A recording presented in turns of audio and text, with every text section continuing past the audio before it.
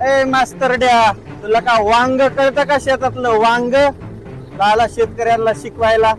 ठीक आहे, तुम्ही म्हणता वांग कुठं लागते, वांग तरी तुला समजते का? तर याले वांग म्हणते का पहा बरं. हे भरताचं, हे भाजीचं, त्याले डेट म्हणते. अजून काय सांगू तुम्हाला, हे वांग साला मला हे समजत नाही, जमिनीत लागते का जमिनीच्या वर तर लागते. आणि बयाच आपलं तेवढंच 1 गुंठा वावर रोटावेटर मारते आणि याले म्हणते शेती करायची. तर तुम्ही आम्हाला शिकू नका. त्याचा अर्थ असा नाही होत का चॉकलेट खाल्लं पैसे घेतले मला चॉकलेट भेटलं नाही. अबे मला घे, मला खरेदन. असा एकही या देशात माणूस नाही, अवकात नाही मला खरेदी करायची. तारीख 28 ऑक्टोबर 2025 शेतकरी आंदोलनाचा ताफा अमरावतीकडून नागपूरच्या दिशेने निघाला आणि 30-40 वर्षानंतर विदर्भात पहिल्यांदा एक मोठं शेतकरी आंदोलन उभं झालं. आणि आंदोलनाचा चेहरा होता बच्चू कडू. त्यांच्यासोबत वर्ध्याचे नितेश करायसर, राजू शेट्टी, महादेव जानकर, अजित नवले, रविकांत तुपकर आणि इतर काही नेते. हे फक्त एक शेतकरी आंदोलन नव्हतं, तर एक गाथा होती संघर्षाची, ज्याने शेतकऱ्यासाठी, दिव्यांगासाठी, कष्टकऱ्यांसाठी आपला जीव पणाला लावला. त्या नेत्याचं नाव म्हणजे माजी मंत्री बच्चू कडू. शेतकऱ्यांच्या संपूर्ण कर्जमाफीसाठी, सातबारा कोरा करण्यासाठी बच्चू कडू यांनी उभारला महाएल्गार. पण या आंदोलनाला मॅनेज झाल्याचा आरोप करणारे, काही स्वतःला कृषी मंत्री समजणारे, तथाकथित शेतकरी नेता समजणारे रविराज साबळे पाटील यांनी बच्चू कडू मॅनेज झाले आणि नितेश कराय मास्तरला वांग शेतीतलं काही समजत नाही असा निरर्थक चिवचिवाट केला. मुंबईला गेले, चॉकलेट खाऊन आले, शेतकऱ्यांच्या नावावर सांगा किती कोटी घेतले. सविस्तर पुढे पाहूच. पण बच्चू कडू हे फक्त बोलणारे नाहीत, ते लढणारे नेते आहेत. हा महाएल्गार काही एका दिवसात उभा राहिला नाही. शेतकऱ्यांचे प्रश्न घेऊन ज्यांनी अनेक वेळा सरकारच्या दारात ठाण मांडलं, अगदी मंत्रालयात घुसण्यापासून ते रस्त्यावर उतरून अन्नत्याग आंदोलनापर्यंत प्रत्येक वेळी त्यांनी शेतकऱ्यांसाठी तडजोड न करता संघर्ष केला. बच्चू कडू यांनी शेतकऱ्यांना संपूर्ण कर्जमाफी मिळावी या प्रमुख मागणीसाठी हे आंदोलन सुरू केलं.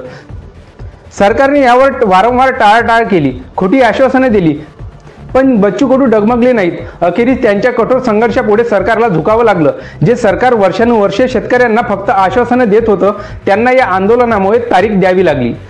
हा बच्चू कडूंच्या संघर्षाचा ऐतिहासिक विजय आहे. पहिल्यांदा शेतकरी एकत्र आला, एकजुटीने लढला, शेतकऱ्यांची ताकद सरकारला दाखवली, कुणीतरी शेतकऱ्याच्या हितासाठी पुढे आला. हेच या आंदोलनाचं यश होतं. या शेतकरी आंदोलनाला व्यापक स्वरूप देण्यात आणि सरकारला धारेवर धरण्यात महाराष्ट्रातील एक ज्वलंत वक्तृत्व शैलीच्या नेत्याचा, नितेश कराय सरांचा खूप मोठा वाटा आहे. शिक्षण क्षेत्रापासून ते शेतकरी आंदोलनापर्यंत कराय सरांनी आपल्या शब्दांनी शेतकऱ्यांच्या वेदनांना वाचा फोडली. त्यांनी आपल्या प्रखर भाषणांनी शेतकऱ्यांमध्ये नवा जोश भरला. जेव्हा बच्चू कडू आंदोलनात होते, तेव्हा कराय सर त्यांच्यासोबत खंबीरपणे उभे राहिले. तुम्ही या स्क्रीनवर पाहू शकता. त्यांच्या भाषणांनी महाराष्ट्रातील जनतेला सरकारच्या ढोंगीपणाची जाणीव करून दिली आणि आंदोलनाला मोठी ताकद मिळाली. हे आंदोलन म्हणजे बच्चू कडू आणि नितेश कराळे या दोन संघर्षशील नेत्याच्या एकजुटीचं प्रतीक आहे. 30 ऑक्टोबर 2025 या दिवशी शेतकऱ्याच्या मागण्या पूर्ण होऊन हे आंदोलन थांबलं आणि मग इथे एंट्री होते एका बोल बच्चनची, जो स्वतःला शेतकऱ्याचा नेता समजतो, पण बसून होता एअर कंडिशन रूममध्ये.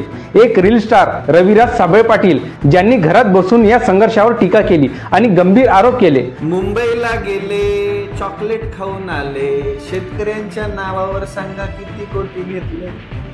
सोशल मीडिया स्टार म्हणून मिरवणाऱ्या रविराज साबळे पाटील नावाच्या व्यक्तीने बच्चू कडू यांच्यावर मॅनेज झाल्याचा आरोप केला.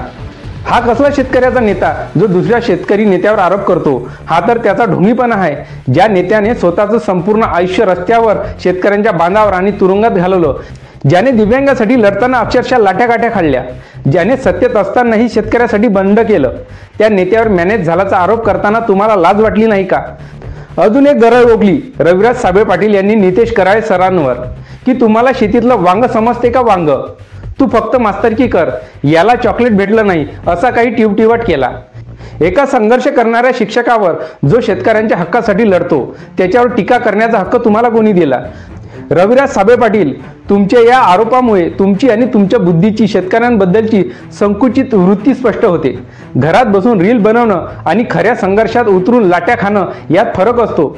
शेतकऱ्यांच्या आंदोलनाला बदनामीचं स्वरूप देणं त्वरित थांबवा.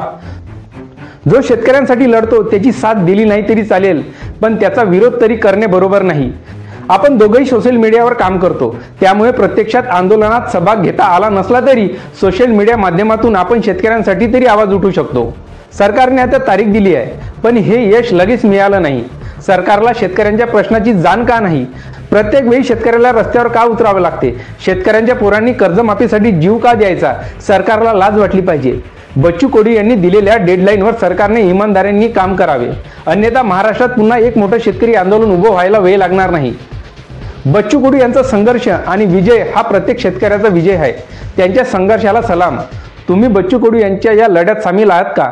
कमेंट करून नक्की सांगा आणि हा व्हिडिओ महाराष्ट्रातील प्रत्येक शेतकऱ्यांपर्यंत पोहोचवा. जय हिंद.